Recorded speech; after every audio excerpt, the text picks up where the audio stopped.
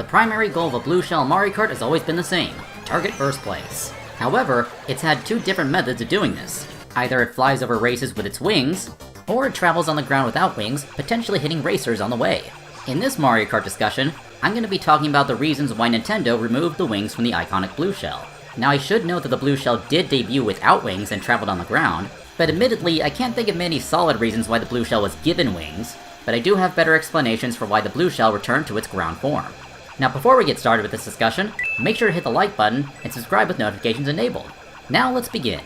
As annoying as blue shells are, they do provide an overall benefit to the game balance, which is stopping first place and allowing the other racers to catch up.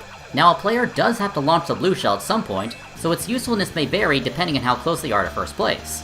For example, in Mario Kart Wii, you can get the blue shell as low as 9th place. Not to mention, the newer games do have distance-based item systems, so you're more likely to be farther behind first place when you receive a blue shell. If you get a blue shell that far back, it won't really help you, and it will only benefit the players in second and third more. If you were to get a ground blue shell at a far distance, then it can strike players closer to you, thus giving you more of a direct benefit. Another reason why blue shells lost their wings is that Mario Kart is a game built off interactions with other players and the items. The winged blue shell flies over racers, and the racers don't interact with it unless they're close to first place. Ground blue shells are a threat to every racer between the user and first place. They have to move out of the way of the oncoming blue shell, therefore they're more engaged with an important Mario Kart item. On to the next reason, the blue shell has become less of a common occurrence, and more of a game-changing event.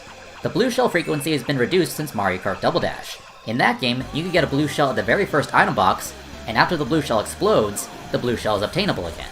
DS and Wii restrict the blue shell from being obtained in the first 25 seconds, but there's still no cooldown timer after the blue shell explodes. And then Mario Kart 7 onward introduced a cooldown after the blue shell's been used. Because the blue shell doesn't appear as often, it needs to make more of an impact when it does appear. Those are the reasons why the blue shell lost its wings, and now I'd like to talk about some common points that are brought up against the ground blue shell. One thing that is brought up in these discussions is that the blue shell is not meant to hit players outside of first place. However, there are two big things that debunk that claim. One, the blue shell started out in its ground form. Although it did not explode upon hitting first place, it could still hit other players on its way. And the other thing is, while the winged blue shell flies over players and doesn't hit them, it does however explode, catching other players that are nearby first place in the blast radius. If the developers did not want players outside of first place to get hit, then the winged blue shell would not explode. So either way, the blue shell was designed to hit other people. Now another point against the ground blue shell is that it's unfair for players in the back to get hit by a game-changing item like the blue shell. Now it's actually not unheard of for a game-changing item to strike the players in the back. In fact, that item that strikes is the lightning bolt. The blue shell is an item that generally travels through the center of the road, and players can avoid the blue shell without having to use any invincibility. Lightning, on the other hand, can strike a player from anywhere, and they can only avoid it by some form of invincibility. Not to mention, the blue shell doesn't make you lose your item, and you don't shrink and lose your top speed after getting hit. So while the blue shell could hit players in the back, it's not as hard to avoid, and when someone does get hit, it's not as punishing as an item like the lightning. So that's gonna do it for this Mario Kart blue shell discussion.